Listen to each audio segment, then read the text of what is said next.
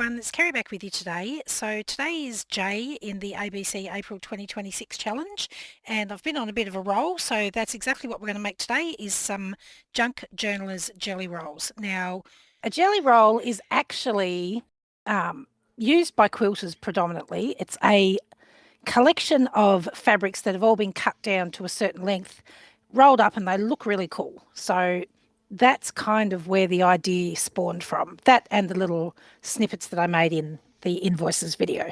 Yesterday we had these like little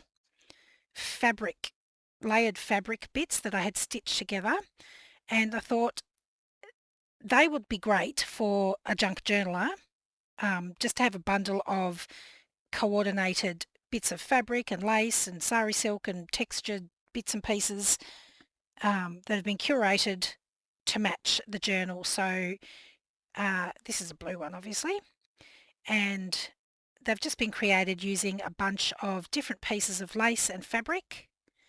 There's some sari silk in there. This one's got a bit of ribbon, and they're just yummy pieces of textiles and things for a junk journaler to play with. So my thought was you would probably bundle it with a journal if the journal is that colour, that sort of thing. This one's nice and rich with all those sort of browns and neutrals in there. So anyway, we're going to have a crack at making one today. I don't have a huge amount of space here, which might be a bit challenging, but you know, I'm always here for a laugh. So I have already gone ahead and just selected some laces and fabrics and bits and pieces that are all in a blue tone or complement each other. So I've got some whites in here as well. And there's some off-white, a little bit of cream. And basically all you need to do is line up the fabrics, roll them up, tie a ribbon around it. So let's have a go. Now some of these pieces are shorter because that's all I had left of it. And then some of them are much, much longer. So to make sure that everything is shown, I want to keep the shorter bits to one end. But to start with, I'm going to get my longest pieces, which are these flat cotton fabric pieces I have here.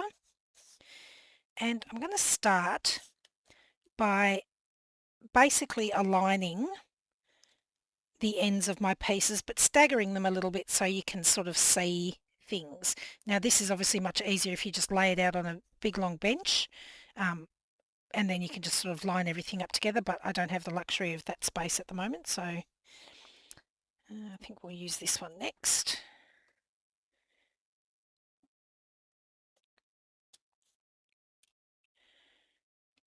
And this cream one. So I'm just trying to make sure that I allow a little bit of everything to peek through separately so that when it's rolled up you'll still get to see little bits and pieces of everything. So I think next I'll go with this blue one, or actually I might go with this blue one next.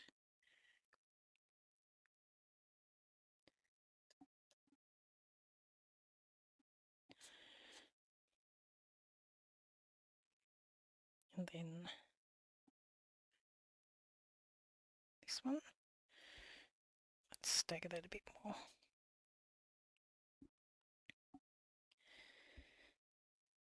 And I've got, this one's quite a darker sort of colour. So I'll pop that one there. And I've got a piece of cheesecloth that's bluey green, but I think we'll live with it.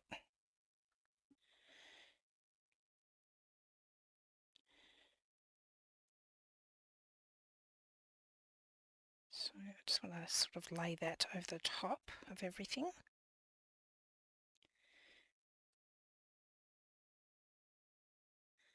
Spread it out a bit.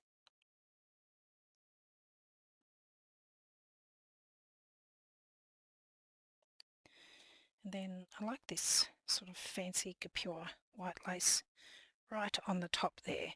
So I've got everything sort of lined up to this end, and if I show you the other end you'll see that some of the shorter pieces have run out, but I've still got these longer lengths here, so I'm just going to roughly get them to be straight. I just don't want them to be all sort of askew and mixed up. They don't have to be as perfectly aligned as the top because you won't see them. These will be rolled on the inside. I just don't want them to be all sort of scrumpled up. All right. Now I've got these two pieces here as well, but I'm going to use these to tie up my roll. So I'm going to grab it sort of somewhere in the middle and flip it so that I don't have to roll quite so much fabric. Make sure that my end is still somewhat neat. Once I start rolling, you're really only going to see about this much of the outside of it once it's all been rolled. So I'm going to carefully turn that over. And I'm just going to start rolling from this end. And as my short lengths become apparent, I will just add them into my roll. And I don't want to roll it too tight.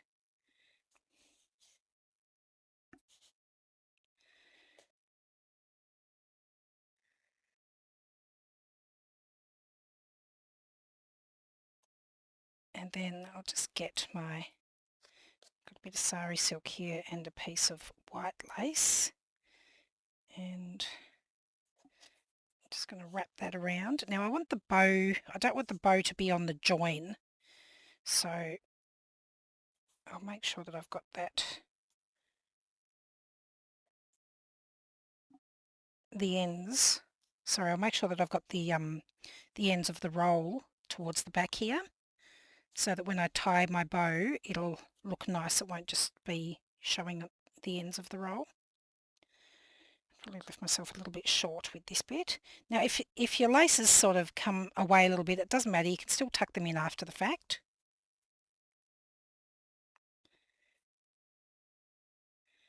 Right, something of a bow.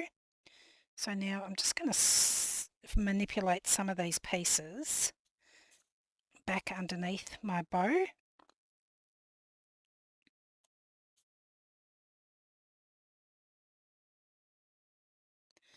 And it doesn't matter if it looks a little bit shabby. Sometimes that creates a little bit more vintage interest, visual interest, vintage interest. I think the challenge is making me go a little bit loopy.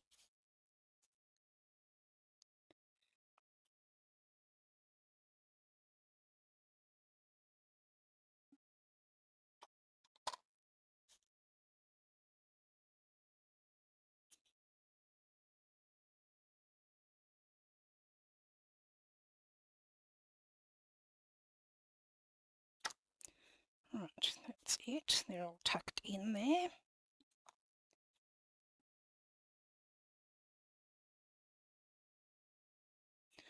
And then if you feel like you need to snip the little ends of the bow off, you can do that.